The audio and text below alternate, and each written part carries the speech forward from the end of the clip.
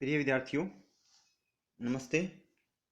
तो बेटा आज हम जो हमने पाठ 2 जो पढ़ा है बचेंद्री पाल द्वारा रचित एवरेस्ट मेरी शिखर यात्रा, उस पाठ के जो अभ्यास के जो प्रश्न हैं लिखित भाग के, वो प्रश्न हम पढ़ेंगे आज। और इसके साथ साथ लीड सहायक पुस्तक के जो प्रश्न हैं उन प्रश्नों का उत्तरों का अध्ययन हम आज करेंगे। इसके अतिरिक्त साथ साथ हम अपठित गद्यांश क्या होते हैं, क्या इनका उद्देश्य होता है, क्या इनका महत्व होता है, अपठित गद्यांश क्या होता है, तो इसके बारे में भी हम पढ़ेंगे। तो पहले हम जो अभ्यास के जो प्रश्न हैं लिखित भाग के वो हम देखेंगे। तो बेटा सबसे पहले हम जो एनसीईआरटी अभ्यास प्रश्न पत्र 5 हैं उसके जो प्रश्न हैं वो आरंभ करेंगे।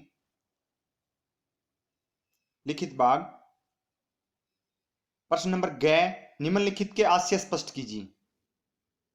यानी जो आपके अनुच्छेद थे उन अनुच्छेद में से कुछ पंक्तियां दी गई हैं, कुछ वाक्य दिए गए हैं। इन वाक्यों को पढ़कर आपको उत्तर देने हैं। इनका आशय आपको यानी इनका अर्थ स्पष्ट करना है।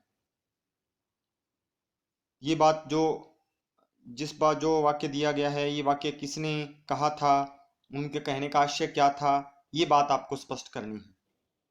तो पहला प्रश्न है, एवरेस्ट जैसे महान अभियान में खतरों को कभी कभी तो मृत्यु भी आदमी को सहज भाव से स्वीकार करनी चाहिए। ये बात जो अभियान दल के जो प्रमुख नेता थे, बचेंद्री पाल का जो अभियान दल था उसके जो प्रमुख नेता थे कर्नल खुल्लर, उन्होंने ये बात कही थी। ये उस समय उन्होंने ये बात कही थी जब वो अपने सदस्यों को उत्साहित कर रहे थे, आगे बढ़ने के लिए प्रोत्साहित कर रहे थे, ठीक है। और वो उन्हें तरह तरह की जो जानकारियां हैं उनसे अवगत करा रहे थे।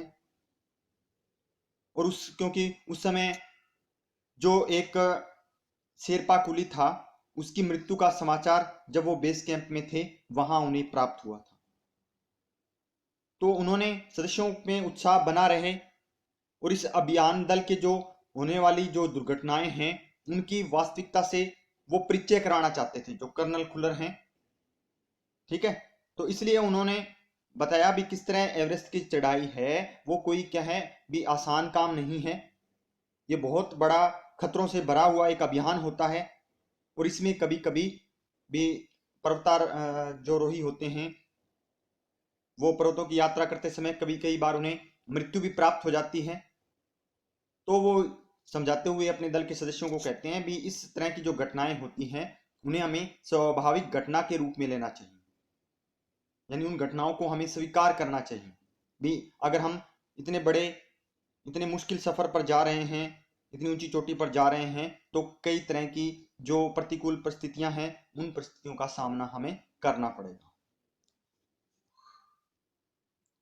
आगे देखिए, प्रश्न नंबर 2 है, इसका आपको आशय स्पष्ट करना है।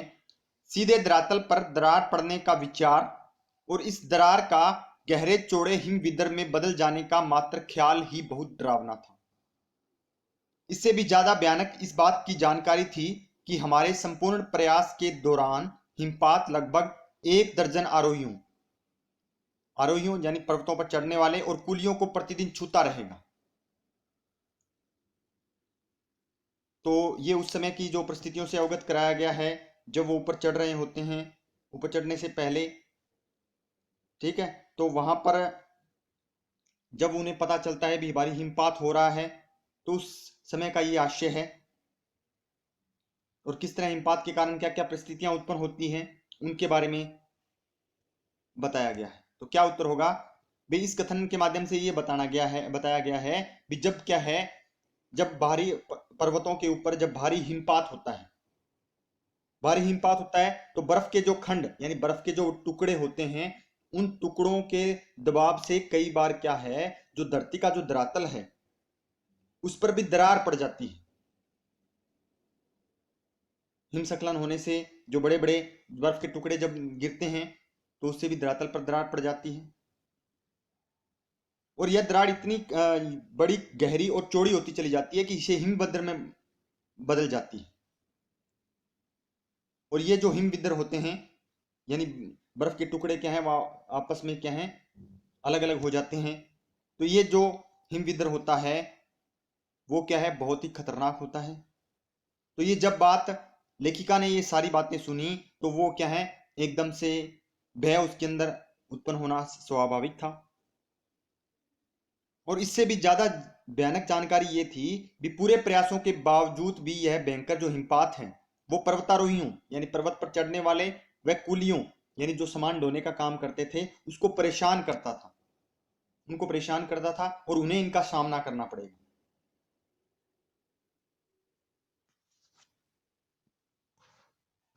आगे देखिए, लिखित भाग का तीसरा प्रश्न है, बिना उठे ही मैंने अपने थैले से दुर्गा माँ का चित्र और हनुमान चालीसा निकाला। मैंने इसको अपने साथ लाल कपड़े में लपेटा, छोटी सी पूजा अर्चना की और इनको बर्फ में दबा दी। आनंद के इस क्षण में मुझे अपने माता पिता का ध्यान आया। अब ये उस समय का वर्णन है जब पाठ के अंत में जब बचेंद्री पाल हैं वो माउंट एवरेस्ट के शिखर पर पहुंच जाती हैं और उसके बाद वो क्या क्या करती हैं तो उसका बारे में आपको बताना है। तो लेखिका का ये जो सारांश है ये उस समय का है जब लेखिका माउंट एवरेस्ट पर पहुंच जाती है और वहां पर घुटने के बल पर बैठकर अपना जो माथा है या उसके जो एवरेस्ट का शिखर है उसको चूमती है। फिर वो अपने जो उनके पास सामान था उन सामान में से वो एक दुर्गा का चित्र और हनुमान चालीसा जिसमें था उसको वो निकालती हैं और पूजा अर्चना करती हैं।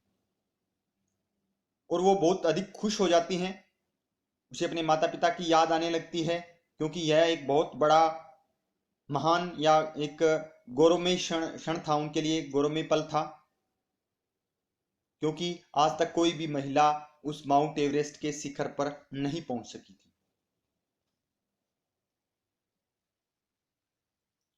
आगे देखिए अभ्यास प्रश्न नंबर 5। निम्नलिखित प्रश्नों के उत्तर आपको सही विकल्प चुनकर लिखिए।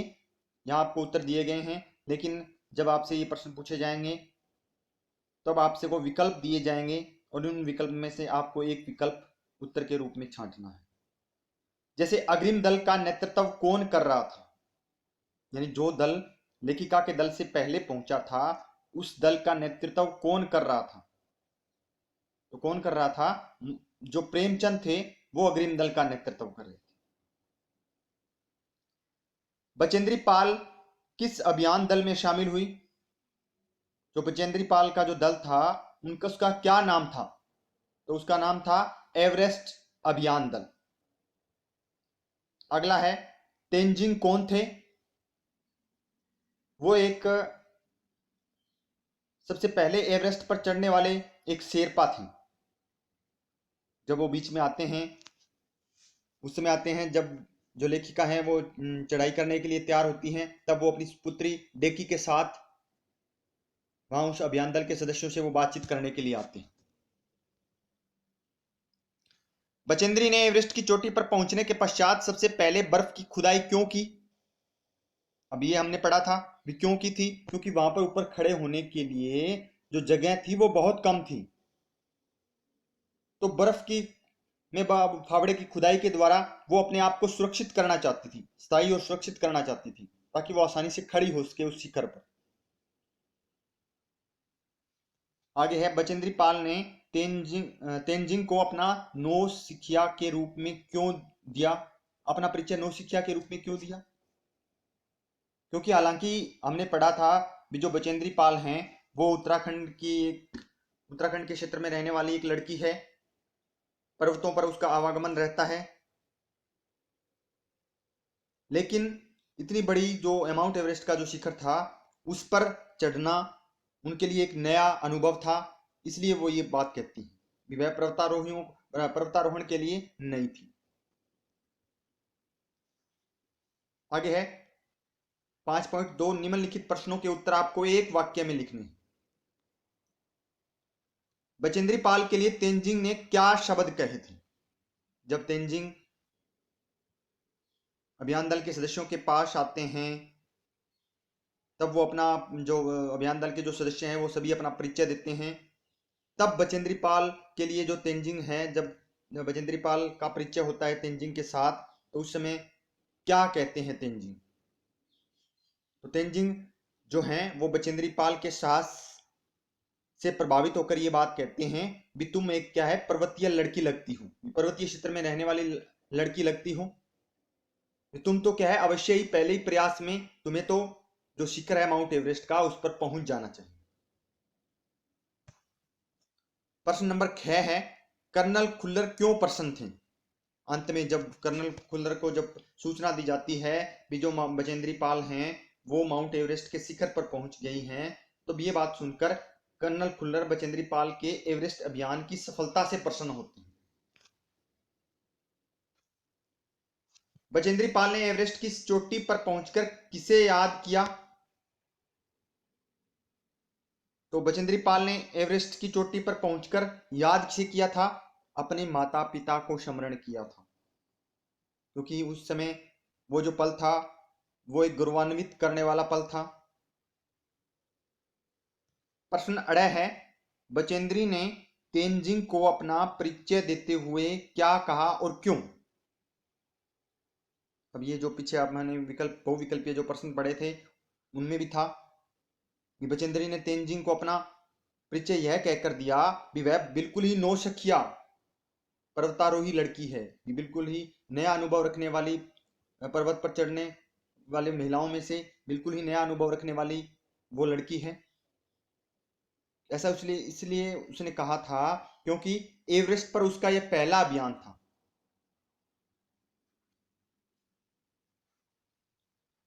अभ्यास प्रश्न नंबर 5.3 निम्नलिखित प्रश्नों के उत्तर आपको 30 से 40 शब्दों में देने हैं। बचेंद्री पाल के कैंप के ऊपर हिमपिंड कैसे गिरा? उनकी रक्षा किसने और कैसे की? जब वो रात को समय सो रही होती है उस समय जो एक बर्फ का पिंड यानी बर्फ का एक टुकड़ा जो ऊपर ग्लेशियर जो चोटी पर ग्लेशियर ग्लेशियर से क्या है जो बर्फ के टुकड़े हैं वो टूटकर जब नीचे आते हैं, तो हमने पढ़ा था भी किस तरह वो एक्सप्रेस रेलगाड़ी की रफ्तार से भयंकर गर्जना करते हुए उनके कैंप को तबाह वो कर देता है, बर्फ का जो टुकड़ा है। फिर क्या है उनकी रक्षा किसने और कैसे की थी? तो लोबसांग नाम का एक जो व्यक्ति था जो उस अभियान दल में था, उसने अपनी सीवित छुरी से बर्फ को काटकर लेखिका को बहुत बहुत मुश्किल से उस समय निकाला था। अगला प्रश्न है प्रश्न नंबर 6, लेखिका को बर्फ का बड़ा फूल धवज सा क्यों लग रहा था? जब लेखिका आरंभ में बेस कैंप पर पहुंचती है तो वहां से जो माउंट एवरेस्ट का जो शिखर है वो किस तरह लग रहा है, जैसे एक क्या है फूल का जो ध्वज होता है फूल से बना हुआ, तो उस ध्वज के समान वो लग रहा था। तो क्यों लग रहा था? क्योंकि जो उस समय तेज हवाएं चल रही थी वहां पर, और सूखा जो बर्फ है वो उड़ता हुआ पर्वत का जो ऊपरी शिखर है उस पर जमा हो रहा था। माउंट एवरेस्ट के ऊपरी जो शिखर है उस पर वो जमा हो रहा था, और उस पर जमा होने से एक फूल की आकृति है वो बन रही थी, और तेज हवाओं के कारण वह लेखिका बचेंद्री पाल को लहराते हुए ध्वज जैसा लग रहा था। ठीक है, यानी हवा के कारण जो बर्फ ऊपर जमा हो रहा था तो उसमें क्या है एक फूल की आकृति बन रही थी, जिसके कारण उसे बचेंद्री पाल को यह लहराता हुआ ध्वज जैसा लग रहा था। तो ये आपके लिखित प्रश्न थे।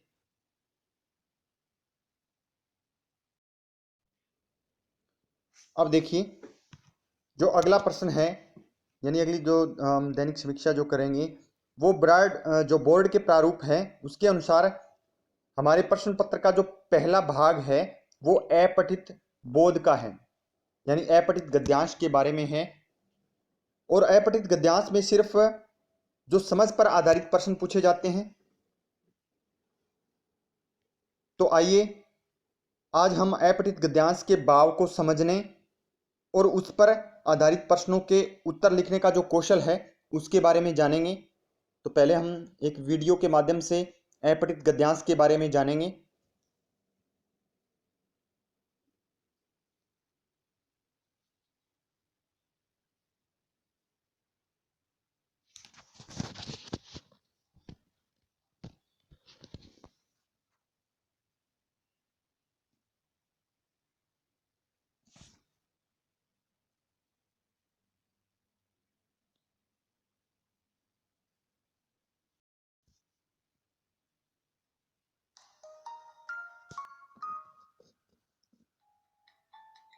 अपठित गद्यांश। नमस्ते बच्चों, आप सब पहले से ही अपनी पुस्तक में आई कहानी या कविताओं को पढ़कर और समझकर उस पर आधारित प्रश्नों का उत्तर देते आ रहे हैं। लेकिन जब किसी गद्य का कोई ऐसा अंश आपके सामने आ जाए जिसे आपने पहले न पढ़ा हो और उस पर आधारित प्रश्नों के उत्तर भी आपको सीमित समय में देने हो, तब आप क्या करेंगे? चलिए, आज इस वीडियो द्वारा हम अपठित गद्यांश को कुशलता पूर्वक पढ़कर उस पर आधारित प्रश्नों के सटीक उत्तर देने के बारे में जानते हैं। अपठित गद्यांश यानी गद्य का वो अंश जो हमने पहले न पढ़ा हो। अपठित गद्यांश पर आधारित प्रश्नों के उत्तर देने के लिए हमें कुछ विशेष बिंदुओं पर ध्यान देना चाहिए। तो आइए इन बिंदुओं के बारे में जानते हैं। दिए गए गद्यांश को ध्यान से पढ़िए।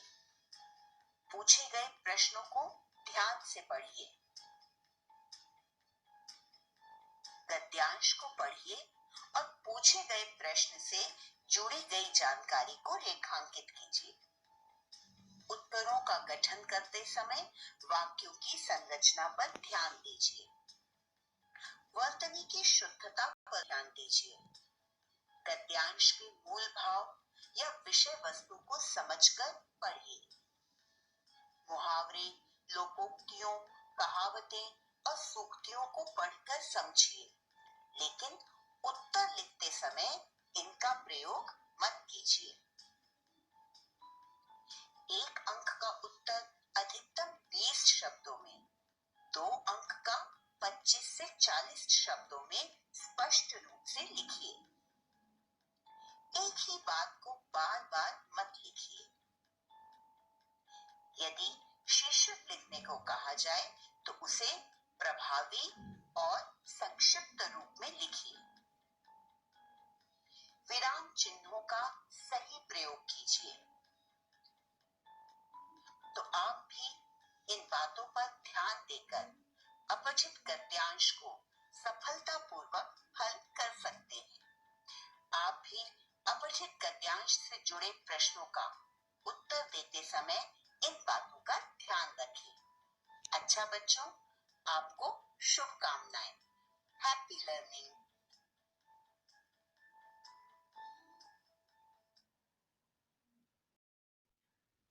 तो बेटा, इस तरह हमने अपठित गद्यांश के बारे में ये जो वीडियो के माध्यम से जो अनेक जानकारियां हैं वो प्राप्त की।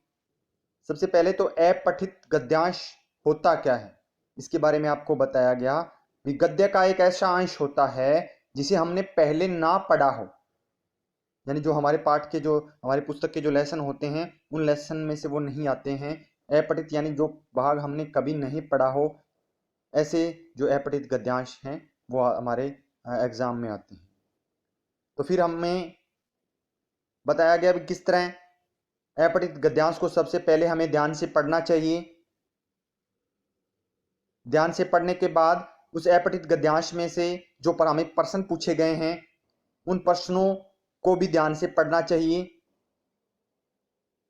फिर हमें एक ये भी महत्वपूर्ण जानकारी प्राप्त हुई कि किस तरह हमें उत्तर लिखते समय जब हम किसी प्रश्न का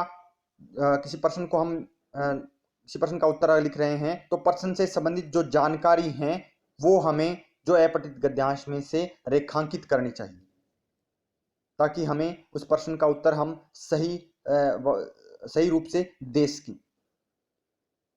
साथ साथ हमें वाक्यों की संरचना करते समय अशुद्धियों का प्रयोग नहीं करना चाहिए, उचित जगह विराम चिन्हों का प्रयोग करना चाहिए। और इसके अतिरिक्त हमने ये एक महत्वपूर्ण बात पढ़ी कि जो भी आपको अपठित गद्यांश दिया गया है उसका शीर्षक अगर पूछा जाता है तो वो शीर्षक क्या है भी हमें संक्षिप्त लिखना चाहिए और संक्षिप्त और प्रभावी होना चाहिए। यानी वो ऐसा शीर्षक ऐसा होना चाहिए जो हमें संपूर्ण इस गद्यांश के बारे में भी, जो ये गद्यांश है किस पर आधारित है, वो उससे अवगत करा सके। तो ये बातें हमें, ये जानकारियां प्राप्त हुई। तो अब आपसे कुछ 2 प्रश्न हैं, उन प्रश्नों के उत्तर आपको लिखने हैं इस वीडियो को देखने के बाद। तो पहला प्रश्न है, अपठित गद्यांश का उद्देश्य और महत्व क्या है? किस उद्देश्य के लिए लिखे जाते हैं अपठित गद्यांश और इनका महत्व क्या है? दूसरा है, अपठित गद्यांश पर आधारित प्रश्नों के उत्तर लिखते समय हमें क्या करना चाहिए? ठीक है, तो इस तरह हमने अपठित गद्यांश के महत्व के बारे में और उनके उद्देश्य के बारे में, किस तरह अपठित गद्यांश हमें लिखना है, उसके बारे में हमने पढ़ा।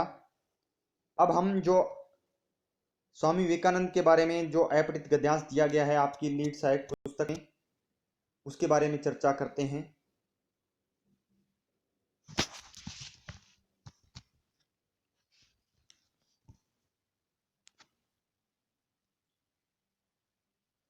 अभ्यास प्रश्न नंबर जो 6 है, इसमें से निम्नलिखित गद्यांश को ध्यानपूर्वक पढ़कर आपको पूछे गए प्रश्नों के उत्तर देने हैं। अब हमने देखा था वीडियो में भी जो गद्यांश है वो स्वामी विवेकानंद के बारे में है, किस तरह उनके जीवन के बारे में, किस तरह उन्हें विपरीत परिस्थितियों का सामना करना पड़ा उसके बारे में है, उनके व्यक्तित्व के बारे में है। तो पहला प्रश्न आपका ये है कि जो स्वामी विवेकानंद अमेरिका क्यों जाना चाहते थे? तो स्वामी विवेकानंद अमेरिका इसलिए जाना चाहते थे क्योंकि शिकागो में जो विश्व धर्म सभा है उसमें भाग लेने के लिए वो अमेरिका जाना चाहते थे। वहां एक विश्व धर्म सभा का जो एक सम्मेलन हो रहा था उसमें वो भाग लेना चाहते थे। प्रश्न नंबर 6 है, स्वामी विवेकानंद को अमेरिका में किन परेशानियों का सामना करना पड़ा और क्यों? तो स्वामी विवेकानंद को अमेरिका में एक तो धन का अभाव तथा वस्त्रादि संसाधनों की कमी के कारण अमेरिका की सर्दी, आवास एवं परिचय पत्र आदि के लिए कठिनाइयों का सामना करना पड़ा, क्योंकि उस समय उनके पास वो एक अत्यंत साधारण परिवार से थे। इसके अतिरिक्त उनका जो पहनावा था वो भी साधारण था, और इसके अतिरिक्त जो उनके पास संसाधनों की कमी थी, यानी उस समय जो सर्दी पड़ रही थी अमेरिका में, तो उस सर्दी के लिए जो पहनावा उपयुक्त नहीं था। उनके रहने की जो व्यवस्था है उसके लिए उन्हें अनेक प्रकार की जो परेशानियां हैं उसका सामना करना पड़ा। परिचय पत्र भी नहीं था उनके पास। ठीक है, तो इस तरह की जो परेशानियां हैं उसका उन्हें सामना करना पड़ा। स्वामी विवेकानंद की सहायता किसने और क्यों की? किसने की और क्यों?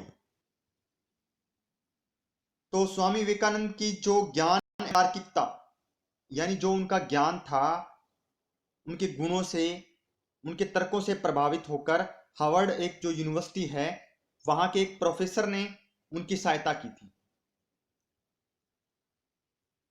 अब ये अभी एक अपठित गद्यांश में हमने मुख्य बात पढ़ी थी भी, अगर 1 नंबर का जो प्रश्न हमसे पूछा जाता है तो उसका उत्तर हमें सिर्फ 20 शब्दों में देना है। अगर 2 नंबर का प्रश्न पूछा जाता है तो उसका उत्तर हमें 25 से 40 शब्दों में देना है। ये देखिए जो प्रश्न नंबर ग है वो 2 नंबर का पूछा गया है, भी विवेकानंद अपने आप को शांत रखने का प्रयास क्यों कर रहे थे? तो विवेकानंद जब वहां पर वो चले जाते हैं तो उन्हें अनेक परेशानियां होती हैं, तो उससे वो क्या है, एक खींच जाते हैं।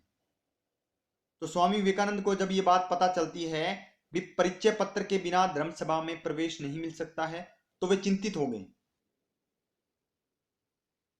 जब उन्हें ये बात पता चली, फिर भी वे समय को शांत रखने के लिए प्रयत्न कर रहे थे, क्योंकि किसी भी समस्या का जो समाधान है वो शांत चित्त से यानी शांत मन से ही हो सकता है। ठीक है, तो आगे देखिए, अगला प्रश्न है प्रश्न अड़े, श्रोतागण विवेकानंद से क्यों प्रभावित हुए? जो श्रोता यानी जो सुनने वाले लोग थे वो विवेकानंद की कौन सी बात से प्रभावित हुए? तो महासभा के जो अधिवेशन था, विश्व धर्म सभा का जो सम्मेलन था, उसमें जब स्वामी विवेकानंद के संबोधन वाक्य, जब उन्होंने संबोधन यानी अपना भाषण आरंभ किया, तो उन्होंने सबसे पहले मेरे अमेरिका के भाइयों और बहनों, इन शब्दों को सुनकर जो सुनने वाले लोग थे वो उनसे बहुत अधिक प्रभावित हुए स्वामी विवेकानंद से। प्रश्न नंबर 6 है, विवेकानंद को महासभा का सर्वश्रेष्ठ वक्ता क्यों माना गया? क्यों माना गया, ऐसी उन्होंने कौन सी बात कही थी? तो स्वामी विवेकानंद को तार्किक चिंतन शैली तथा भेदभाव रहित होकर संपूर्ण विश्व को अपना परिवार मानने के कारण, यानी उनके जो तर्क थे वो बहुत ही अधिक महत्वपूर्ण थे। वो जो भी भाषण देते थे तो उनमें क्या है, उनकी जो चिंतन शैली है, और तथा भेदभाव यानी किसी भी धर्म के प्रति वो भेदभाव से दूर होकर और संपूर्ण विश्व को अपना परिवार मानने के कारण जो महासभा में उन्हें सर्वश्रेष्ठ वक्ता चुना जाता है। यानी किसी तरह का भेदभाव उन्होंने अपने धर्म के प्रति या अपने देश के प्रति, दूसरे देशों के प्रति उन्होंने नहीं दिखाया। तो बेटा आज के लिए इतना ही। तो ये जो अपठित गद्यांश हैं, इस गद्यांश पर आधारित जो प्रश्न हैं वो आपको इस गद्यांश को पढ़कर इन प्रश्नों के उत्तर आपको आपकी जो फेयर नोटबुक है उसमें लिखने हैं, जो लीड सहायक पुस्तक है। और इसके अतिरिक्त आपको जो पहले प्रश्न करवाए हैं अभ्यास के जो लिखित भाग के, वो प्रश्न भी आपको फेयर नोटबुक में लिखने हैं। इट्स ओके बेटा, हैव ए नाइस डे।